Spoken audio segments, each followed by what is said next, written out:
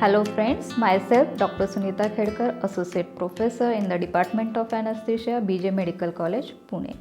In today's session, we will deal with the mucormycosis hospital management. In that, we will see the types and its manifestations. What is mucormycosis? It is caused by a group of molds called mucormycetes. The common species are Rhizopus and Mucor. It is the ubiquitous fungus which is present all over in the environment.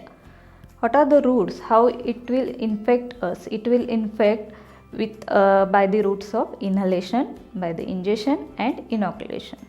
Inhalational route is the commonest route.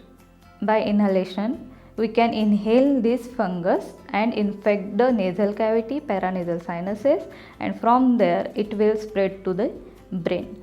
The other route is ingestion. By ingestion of fungus, we can it will infect the GIT tract. By inoculation, for this the skin should be breakdown. It will be break with the surgery or by burn or trauma.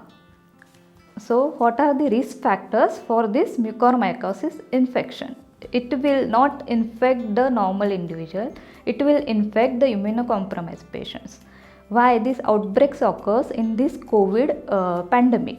This will occur because of random use of steroid, high doses of steroid, then prolonged ventilation, then oxygen therapy, prolonged oxygen therapy with the contaminated water of humidifier, also use of unsterile contaminated devices like oxygen outlet, oxygen tubing, face mask, venti mask, nasal prongs, NRBM mask, NIV mask. Also, these patients are on treatment of immunosuppressive drugs like corticosteroid.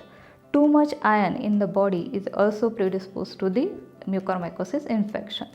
Treatment with the immunomodulator like tocilizumab, itolizumab.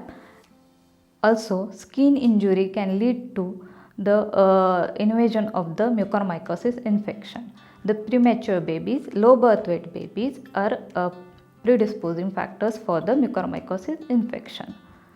Also, the chronic kidney diseases, liver diseases, organ transplant patients and stem cell transplant patients, prolonged use of higher antibiotics, neutropenic patients, malignancies, and also voriconazole therapy.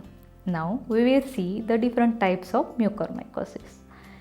The most common type of mucormycosis is the rhino-orbitocerebral mucormycosis. It spreads through the nasal paranasal sinuses, orbit, and then to the brain. The next type is the pulmonary mucormycosis. It infects the lung.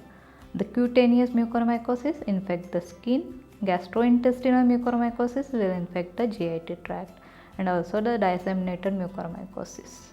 Then we will see in detail the rhinocerebral mucormycosis. It spreads through the nasal paranasal sinuses to the brain. What are the symptoms? The symptoms might be one-sided facial pain, swelling, discoloration of the skin, then also nasal stuffiness, epistaxis, fever and confusion.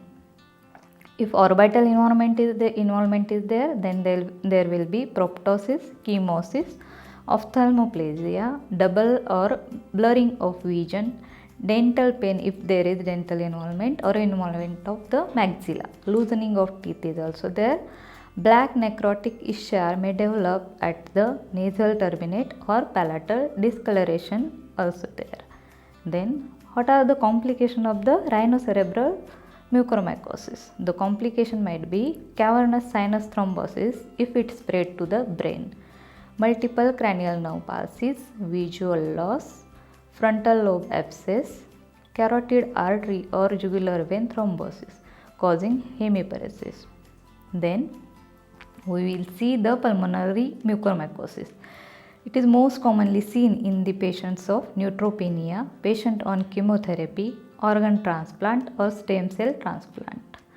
The patient will present with the dyspnea, cough, fever, chest pain. Then we will see the cutaneous mucormycosis. If skin is involved with the fungal infection, the patient may present with the swelling of the affected part. that is after trauma, burn or surgery. Symptoms may be pain, warmth, swelling, redness around the wound. What are the signs then? They will look like a blister, ulcer or infected area may turn into black necrotizing fasciitis. What is the next is the gastrointestinal mucormycosis. It is usually affects the neonate, young children, and it will affect mainly premature low birth weight babies. They are malnourished, mainly on antibiotics. Also, the neonates which underwent surgeries or having on medications that lowers the immunity. Commonly involved GIT parts are stomach and colon and ileum. Then the patient will present with the abdominal pain, nausea, vomiting, gastrointestinal bleeding. Then next type is the disseminated mucormycosis.